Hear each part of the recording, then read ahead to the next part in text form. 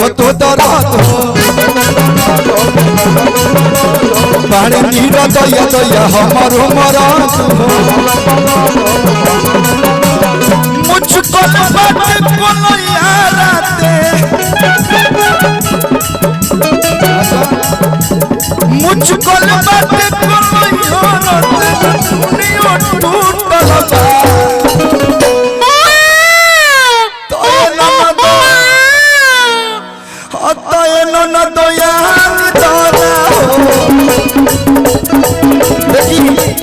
कुछ लोग की गायकी इतना बढ़िया लागेला जैसे गुड्डू रंगीला जी कितना बढ़िया गायन है आ उहे की स्टाइल एकरा में मिक्स हो जाए एकरा बाद गाना के कोनो पूछे के नहीं के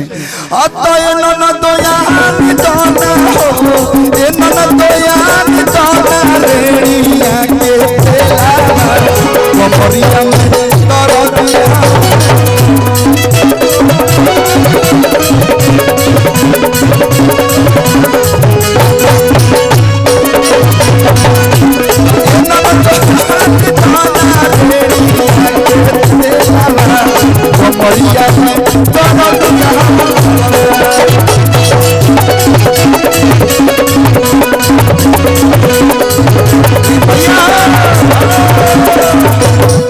माइनर में आज एक लाइन और गाएंगे एक लाइन एगो मीरा म्यूजिक से गाना आयल रहे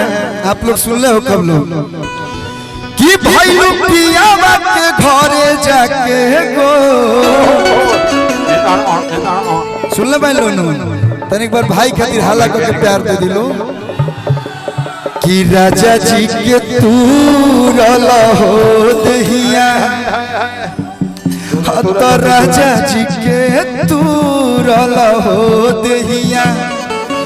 अरे उठे लहरिया पोरे पो अरे पिया जी के तू रला हो दहिया लेकिन एगो बड़ा बढ़िया गीत हमारे बाबा के फेवरेट है कि सारी रात सुतवनी ये लास्ट गीत है ए राजा कबरी में अरे अब का हाथ लगावेला 5 गज के साड़ी में और अतिया कहतिया कि रउर धन नहीं ये राजा केहू खाए वाला बा म्यूजिशियन के आगे से आप लोग अगर हट जाएंगे ना राय जी कि रउर धन नहीं ये राजा केहू खाए वाला बा भतीजा के जन्मदिन है तो खाली गाना ना कलुआ डांसो करी थोड़ा बहुत होके ना हमारा वो सब जाता हूँ सब नहीं आता है हम खाली हुए वाला है तो यही पर आधा जीवन बीत गई 19-20 साल बीत गई बाकी तो भाई सब मिला 26 साल देखिए यही गीतिया पर कैसे डांस हुई कि छोड़ी छोड़ी ओठल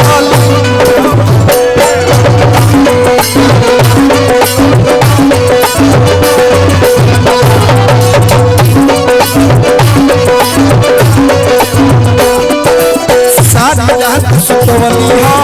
तेरा जाया कवाली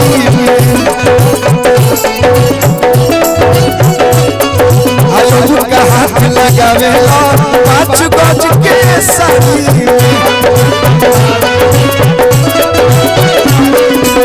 अरविंद बाबा 2008 में जो दौर हम लोगों ने देखा है और प्रियांशु भाई के साथ में काम करने पे वही दौर याद आता है एक एक गीत के पीछे जितना ये मेहनत करते हैं हर कलाकार के लिए एक बार प्रियांशु सिंह जी के लिए जोरदार ताली आप लोग बजा दीजिए जोरदार ताली रउर धन नहीं राजा केहू खाए वाला बा रउर धन नहीं राजा केहू खाए वाला बा छोड़ी छोड़ी ओठल छोड़ी छोड़ी ओठल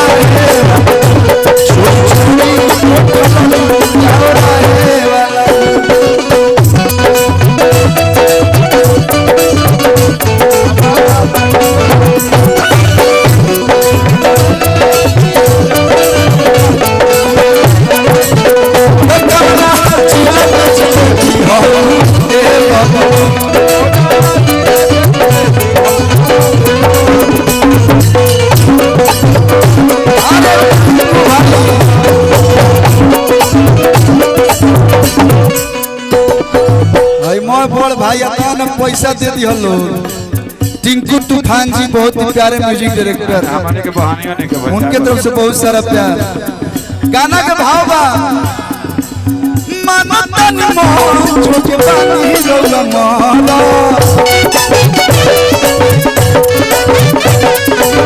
रोज रोज चाहे दिल को मोहर में तोहारा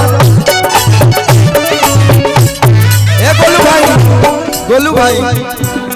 ए भाई हेलो अरे आगे से अरे की मनतन मोर जोगे हर की मनतन मान जोगे बानी रहुआ मारा तो रोज रोज काहे दिल कमर में दो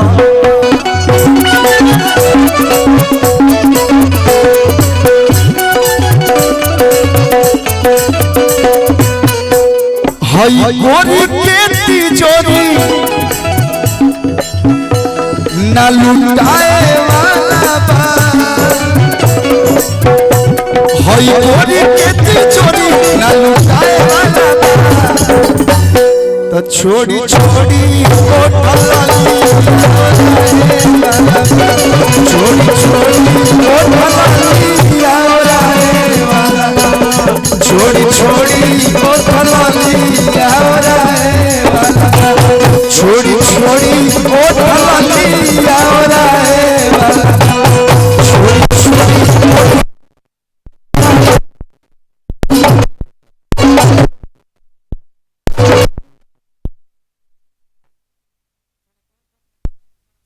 में जोरदार ताली बजा के प्यार दे दिलो।